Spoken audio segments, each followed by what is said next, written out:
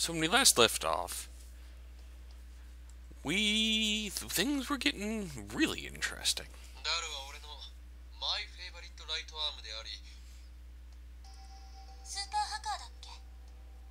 Yeah.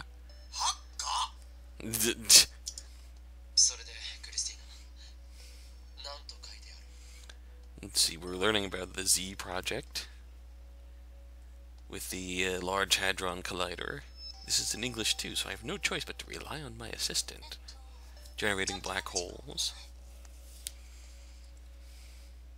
Krisu's eyes dart left and right across the lines. Her earlier reluctance has vanished. It looks like she's as curious as I am.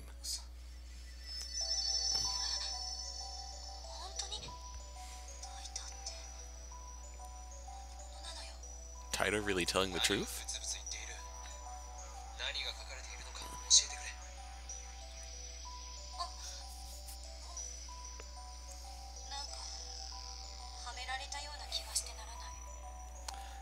That'd be a hell of a joke.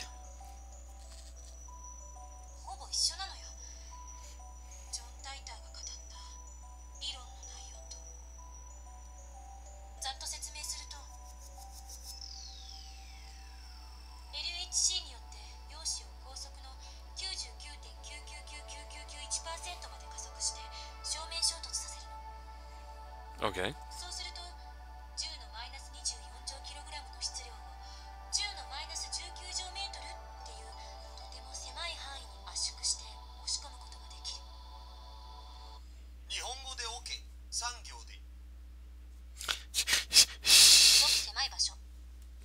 Yes. Yes. Yes. That explanation's too vague.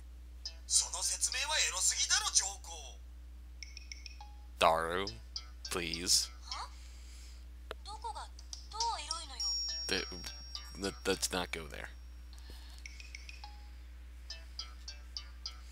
Let's just not go there.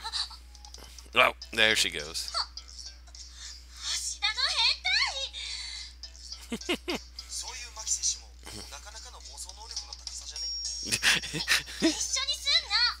You sure about that? Her blushing cheeks make her denial less than effective.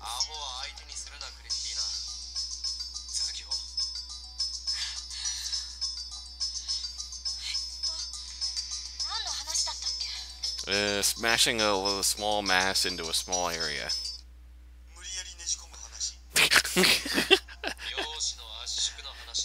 Thank you. Thank you, Okabe.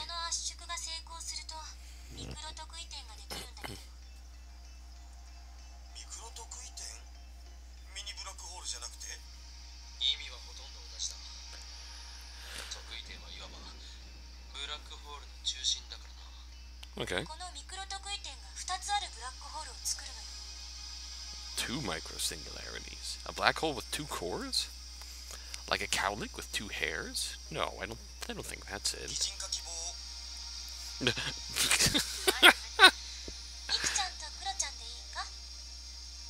She's actually doing it. She's actually doing it. Okay.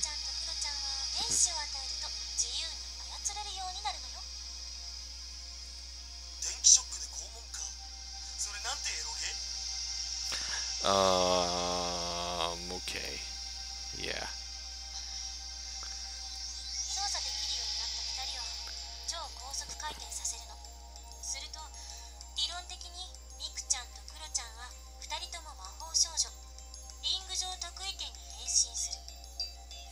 Magical girl of ring singularity.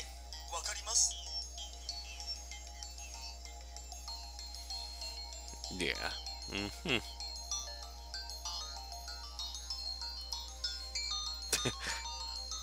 Well, it looks like these two have found a common wavelength. Somehow.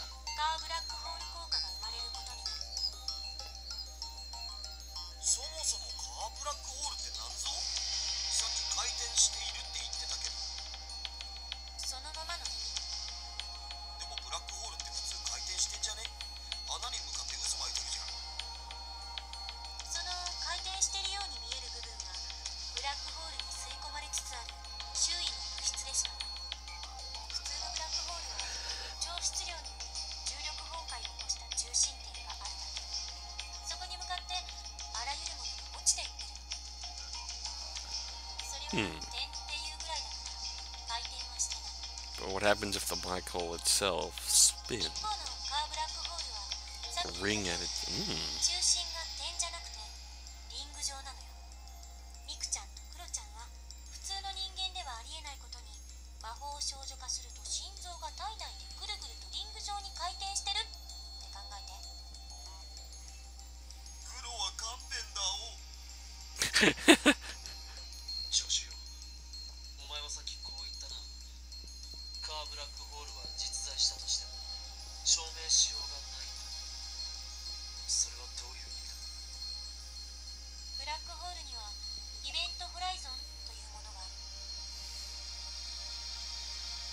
The Schwarzschild surface.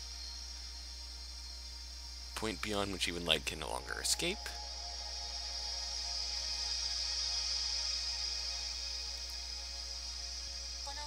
Okay.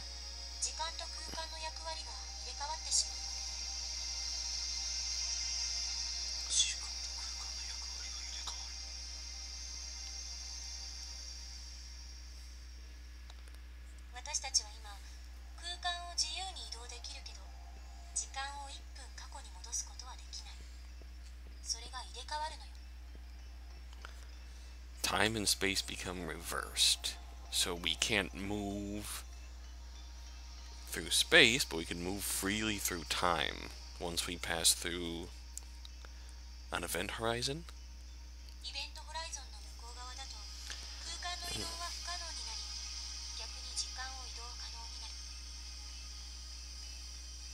Okay. Can't even imagine what that's like.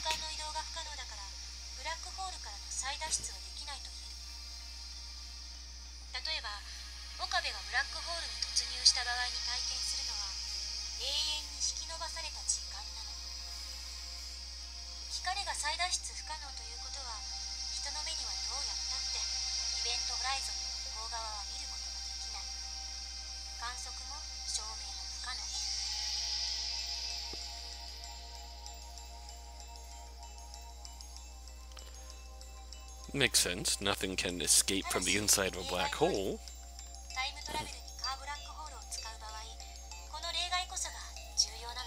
Therefore, if we watch a black hole from the outside, we can't prove that it exists, because we need to be inside of it to prove that it exists.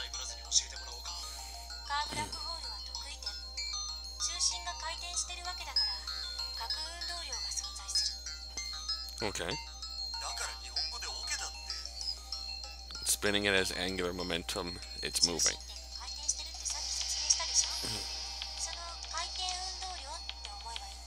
Anything that spins has angular momentum.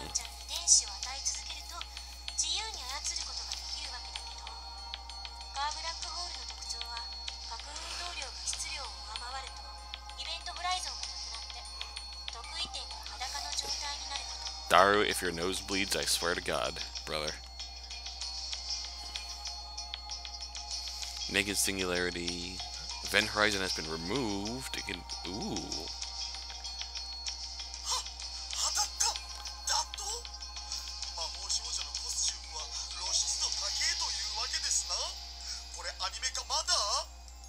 That. Okay. Kurisu and I ignore Daru's nonsense.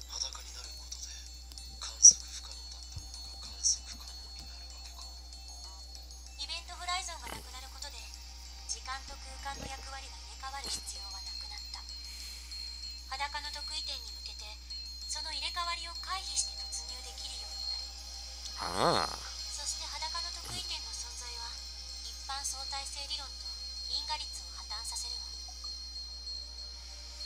We're fucking up reality.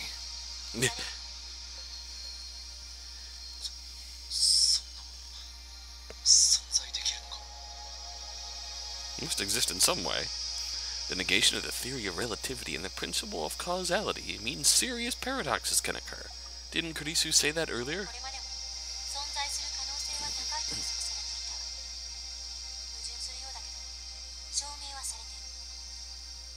Fair enough.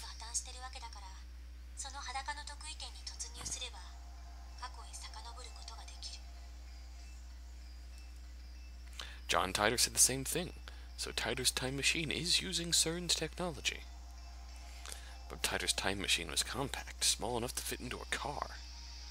The LHC is 27 kilometers long, but they managed to get it down to time to travel size in just 24 years.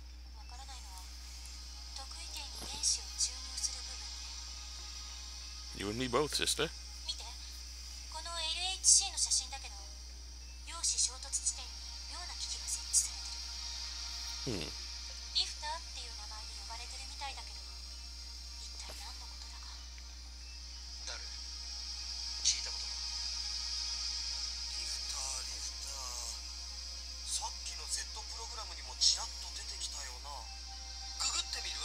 Yeah, fuck it. Let's Google it. Dara opens a browser window and enters Lifter into a search engine. Oh, about 422,000 results.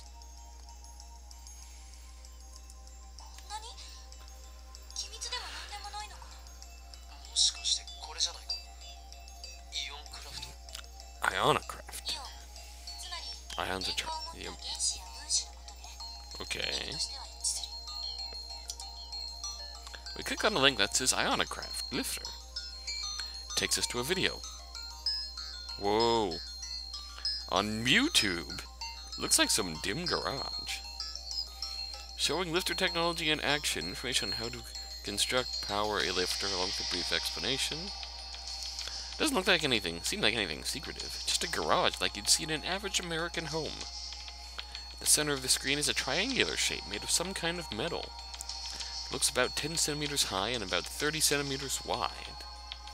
Connected to some sort of generator by a thin wire. Looks like some really cheap equipment. That's all there is. Nothing else. After explaining something in some language I don't understand, Russian maybe?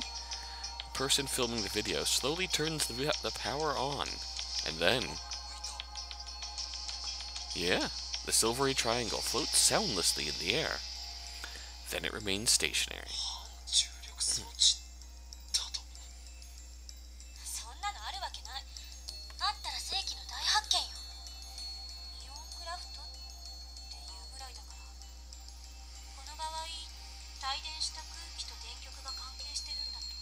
That's fair.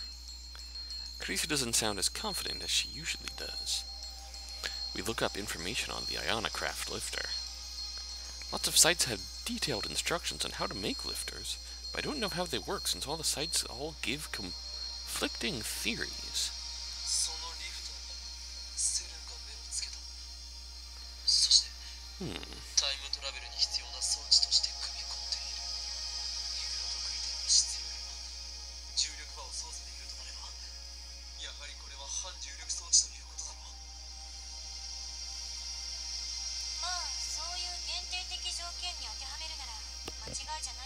Not entirely wrong. Incredible! My curiosity is growing more by the second.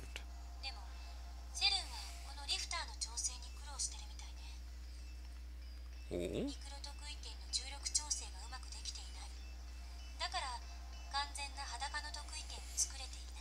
That's why so many people are ending up lodged in walls. Karisu nods.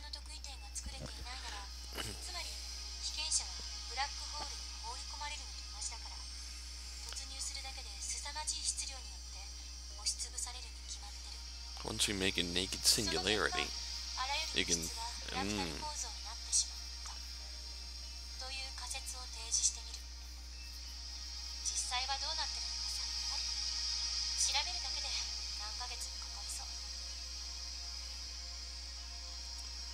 Interesting. So something about the phone wave name subject to change creates a on a very, very small scale, a little almost naked singularity. Kurisu shrugs her shoulders in resignation.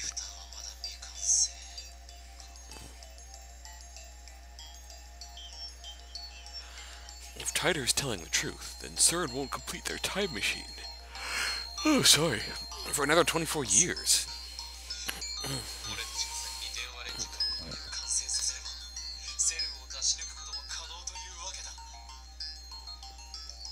Hmm.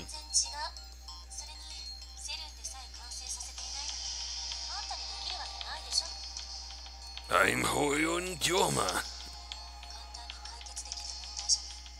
Yeah, it's really not that simple.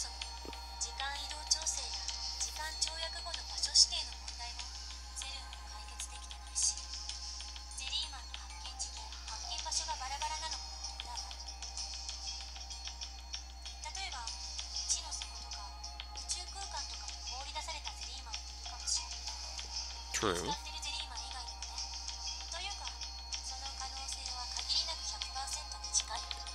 The jelly men who are never recovered.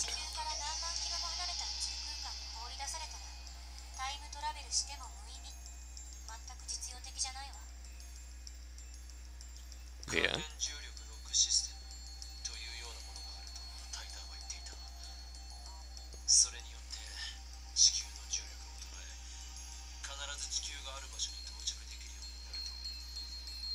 Yeah, the old variable gravity law.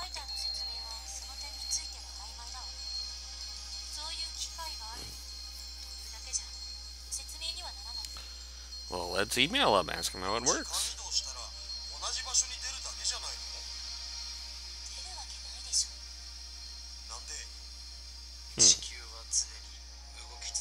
Ah.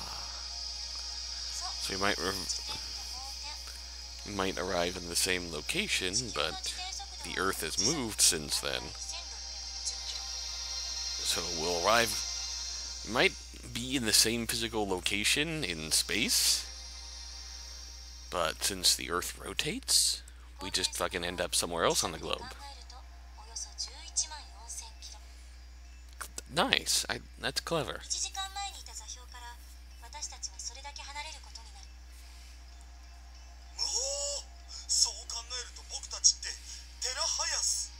Yeah.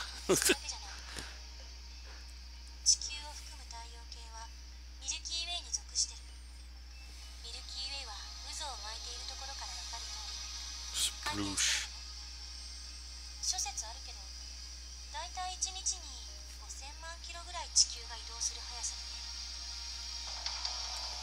How could she roll out all those numbers so smoothly off her tongue? What? Ferris. Phantasm is the cat's meow. Have you bought Phantasm's debut single, yeah? It's the theme song for Rainet Kakeru, so it's really popular. Ferris brought 5 copies, yeah? It's my duty as a Rainetter. Anyway, there's an important secret hidden in Phantasm's songs. The key to unlocking it is... Oops, the bell's ringing, yeah? Looks like someone's here, better see who it is. There's an important secret hidden in Phantasm's song. Let's ask about the important secret. I'm aware. They are said to contain directions to the sanctuary, as well as prophecies regarding the end of the world. Isn't that right? Because that's naturally what you put in your songs. Anyways, back to business. I get that she's a genius, but it's hardly common knowledge. Has she been doing research on the topic?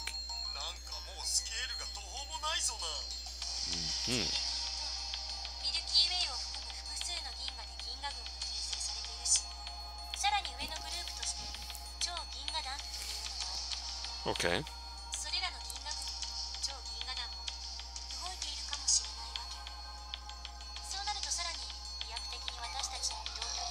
We have lots of forces acting upon us.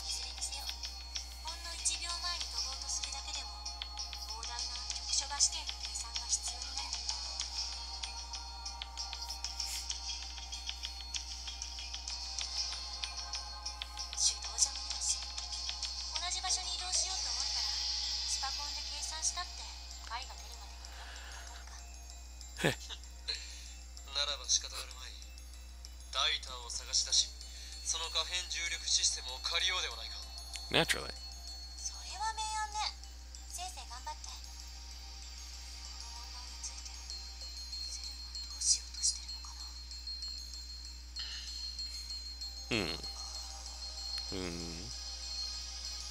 After blowing me off, Carissa goes back to reading CERN's documents. Daru and I aren't good with English. There's nothing we can do but let her work.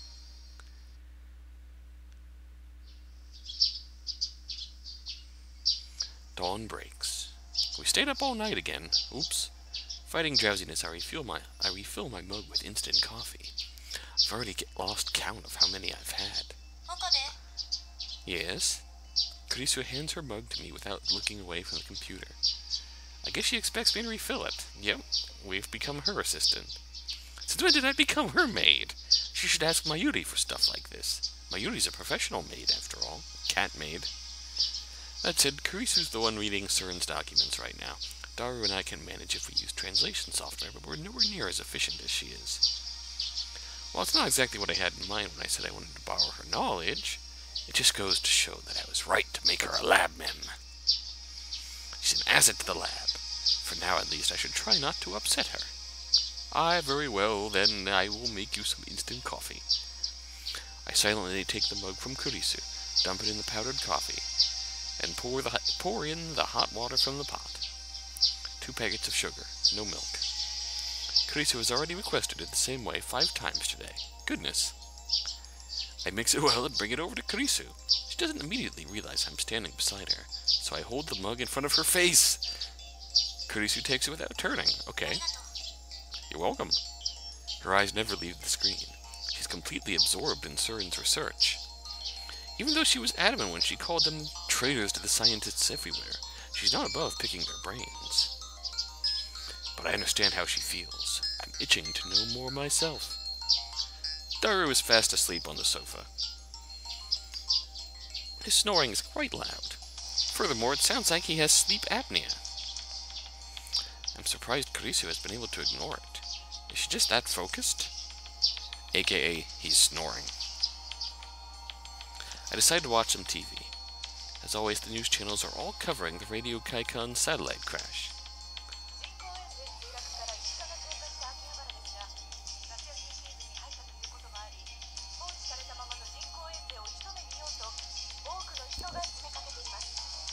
It's still just fucking chilling there.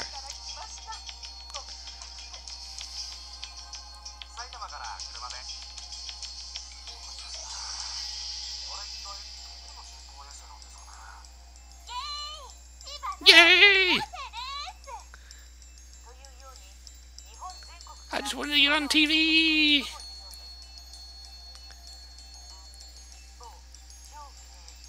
Michael Byrne.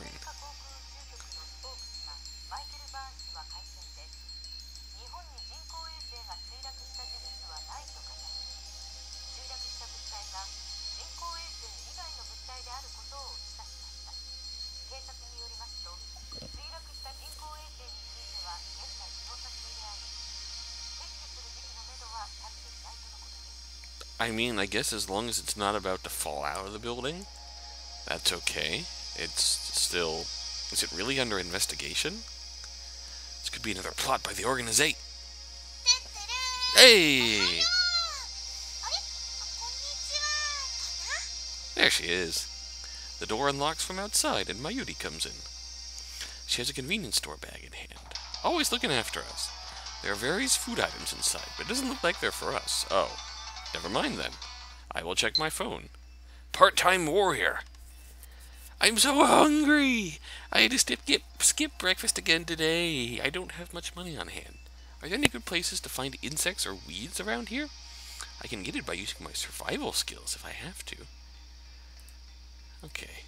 What kind of childhood did you have, Suza? Jeez. That sounds rough.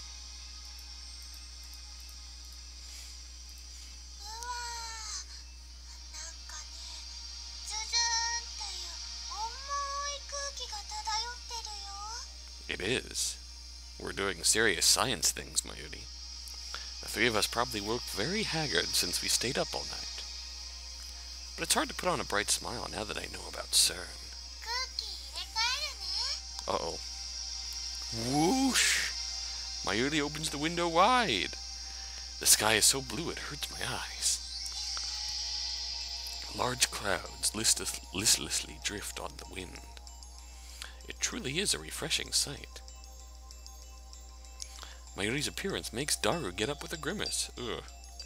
Kurisu also finally moves away from the computer, sipping her hot coffee while rubbing her eyes. I glance at the clock, then go to the center of the room and call for attention.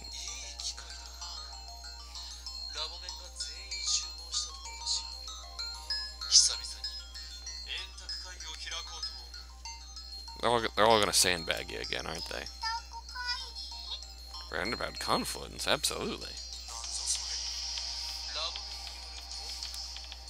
All four of us. Nope. Nope.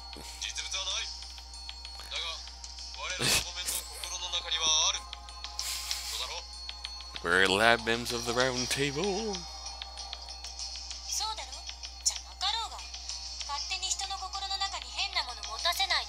Oi. There is one in New Mayushi.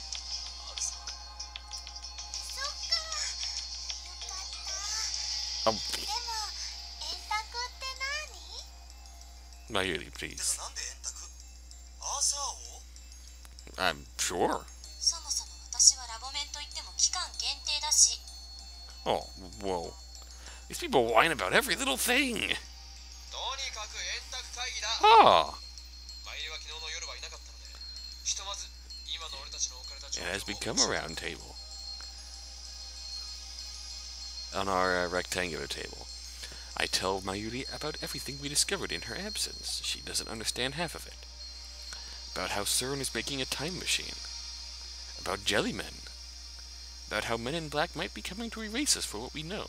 I mean, that part's okay. I guess it's good for her to know that, just in case, but...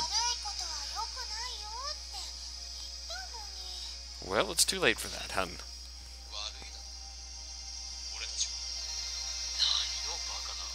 CERN is bad for hiding the truth from us.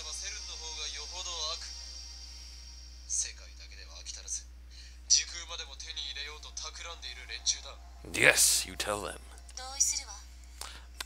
Makise Kurisu agrees. For some reason, Kurisu backs me up.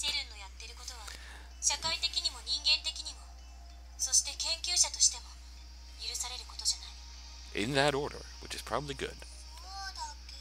Oh. She doesn't sound so convinced. I didn't want to get Mayuri involved, but she's surprisingly perceptive. She'd find out even if we kept it a secret. So it's better to just tell her.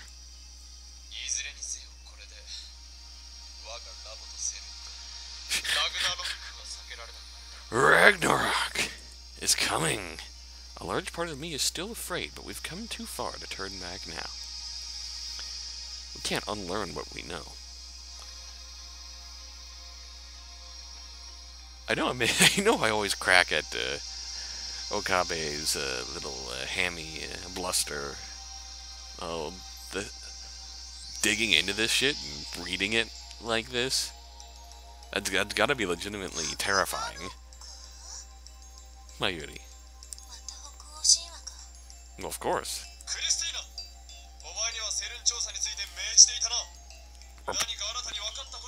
Report in, my liege.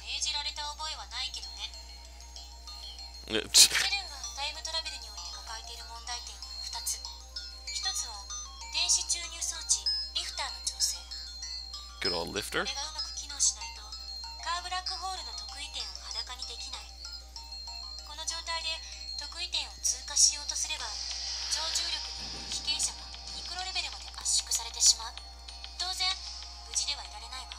Naturally.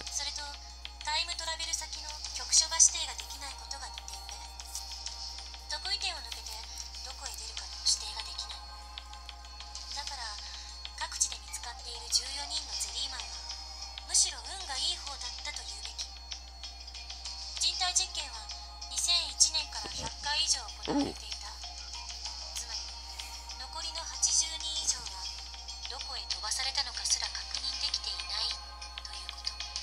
Oh, jeez.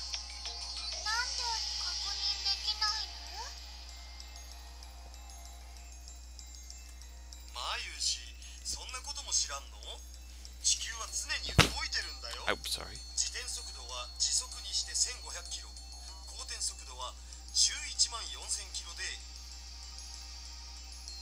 Daru's tone is authoritative, but he's just relaying what he heard from Kurisu last night.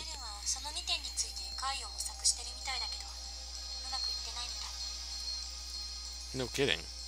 So even CERN is having difficulties?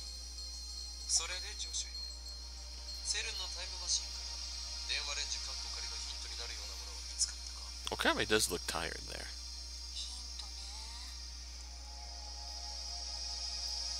Kurisu stares at the ceiling in thought.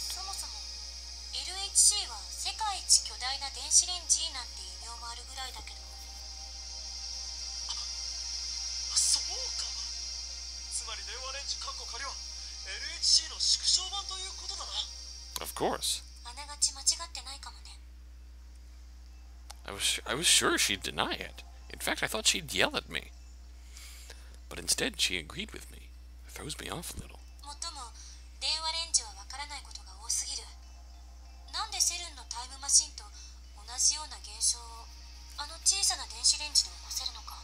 She asks a good question.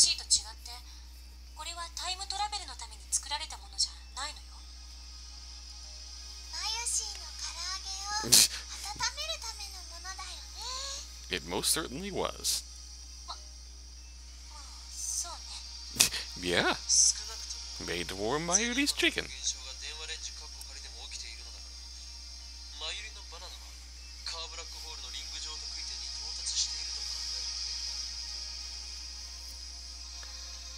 And it's not a naked singularity.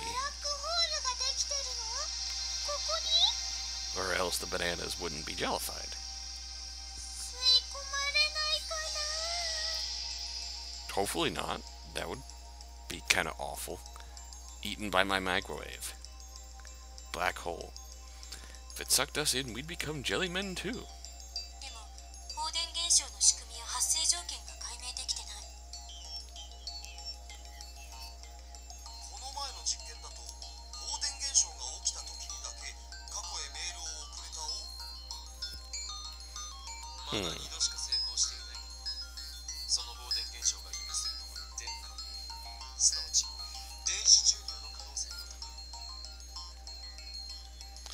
Ooh.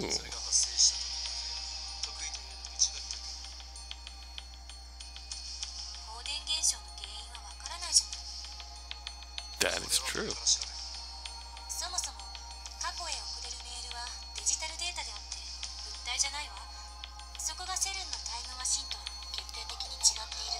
Yeah, CERN is legitimately trying to send physical people through.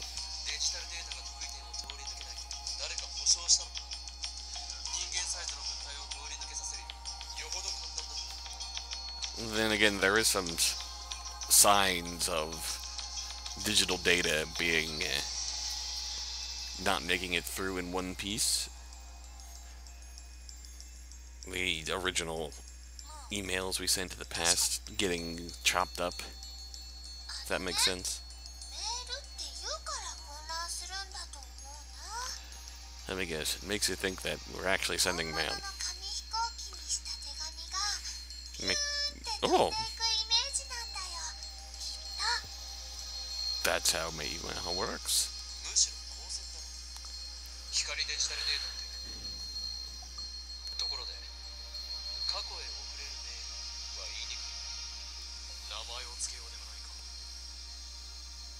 Past mail.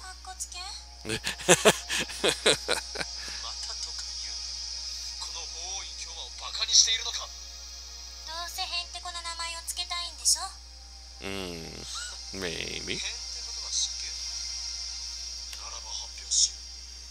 Come on, Mayuri.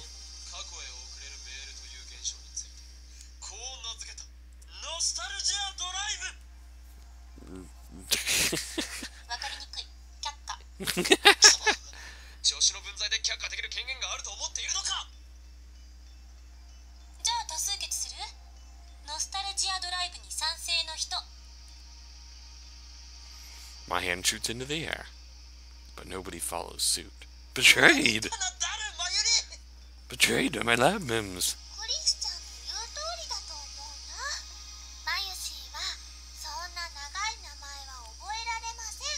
Oh.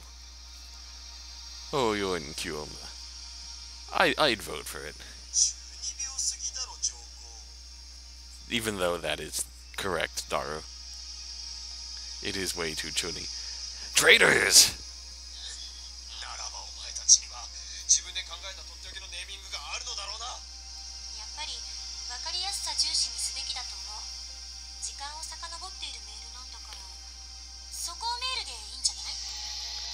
Okay, that's good. I like retro mail.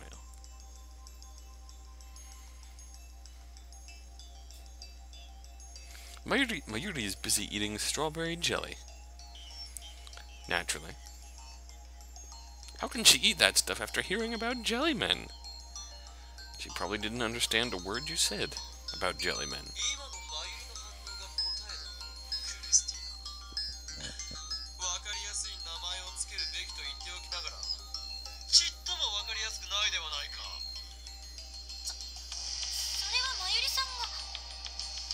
Mayuri is what?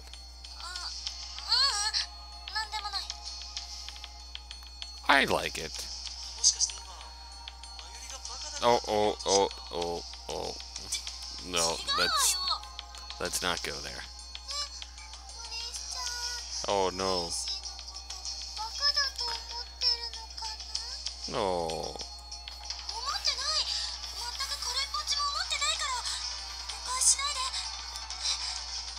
While you're sorting that out, I'm gonna check my mail. From Part-Time Warrior. You don't want to know, LMAO. But,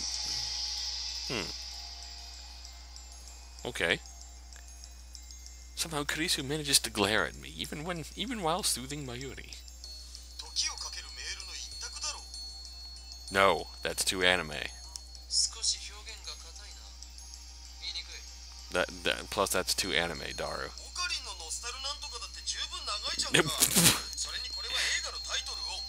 Rejected.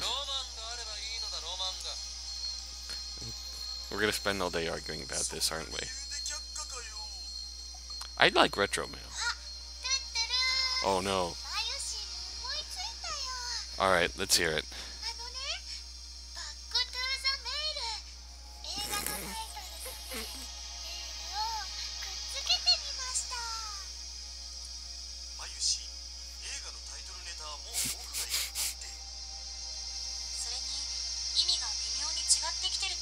Back to the mail. Mail to the future. But we're not... She probably meant mail to the future, but our emails go to the past.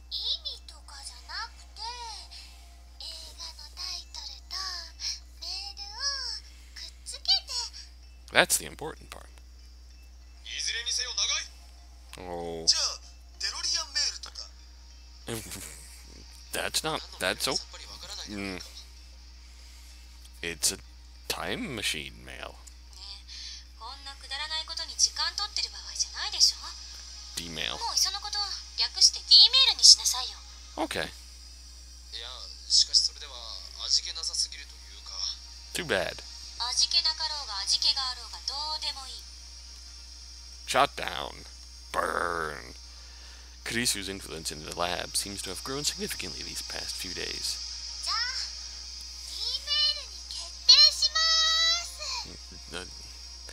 Mayuri, finished with her jelly, proclaims in satisfaction. Wait, when did Mayuri become the moderator?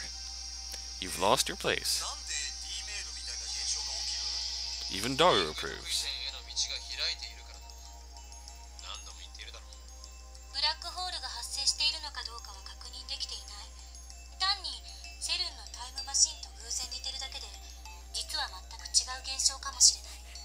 Caused by this electricity discharge.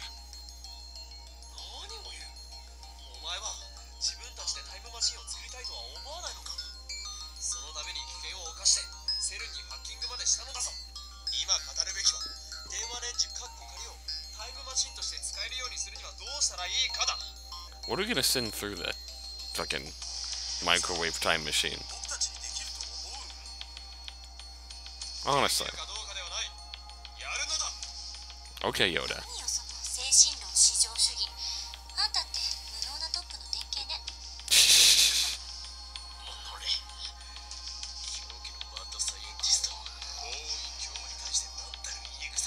And she's just sitting there going, yeah, I do.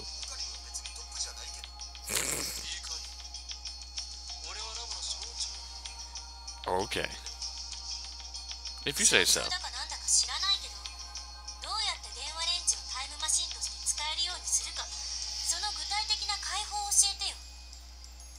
Yes. Give us some details.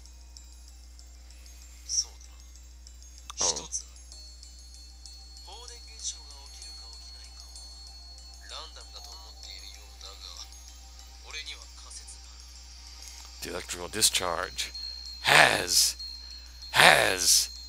a precise and well clearly defined cause. I look at my watch. It's past noon.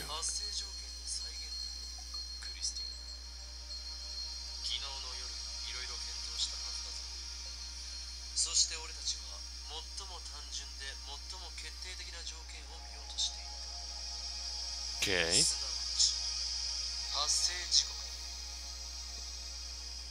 The time.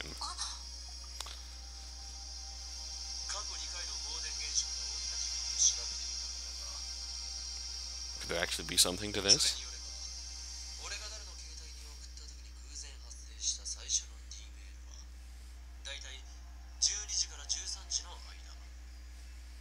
Okay. Between noon and 1, 6 p.m.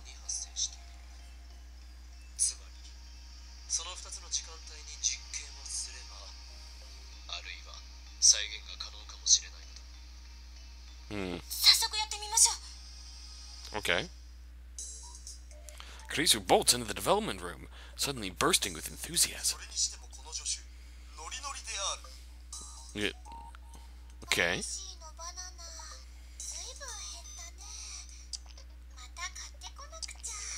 Banana time? Only one banana remains untouched. We got rid of the jellified bananas, and then we ate the rest.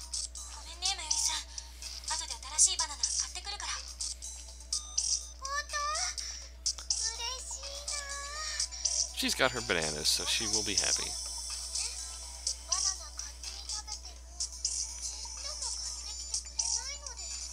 We need to treat her better.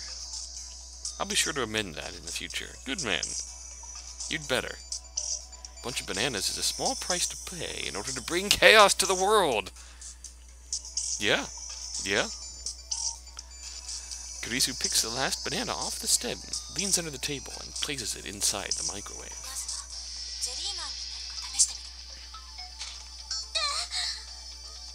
She tries to get up and gloriously bangs her head underneath the table. Glorious! She's just overexcited. Kurisu gets up, blushing in embarrassment, with tears in her eyes. Aw.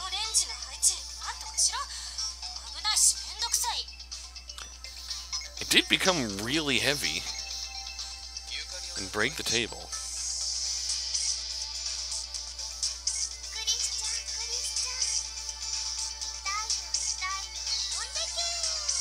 Woo! Mayuri pats the back of Kurisu's head, then sweeps her hand through the air. Aw, that's cute. Kurisu pulls herself together, types on her phone, and activates the phone wave, name subject to change. The banana inside the microwave slowly begins to spin backwards as the timer counts down. Oh? Kurisu, who is peering into the microwave, suddenly shouts in surprise. The banana has vanished. At the exact same moment, the banana reappears on its stem, jellified. There it is. A gelbana?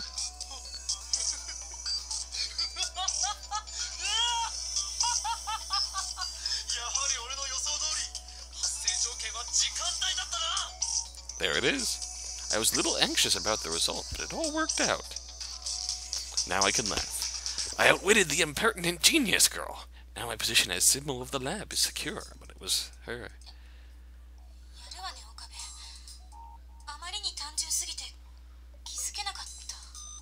It took someone with such a simple thinking to notice something like that. Kurisu says with a slightly sulky expression. Aww.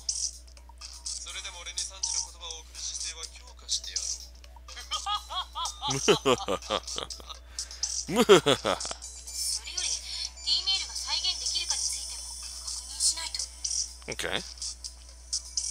Kurisu ignores my proud laughter and excitedly starts typing out mail.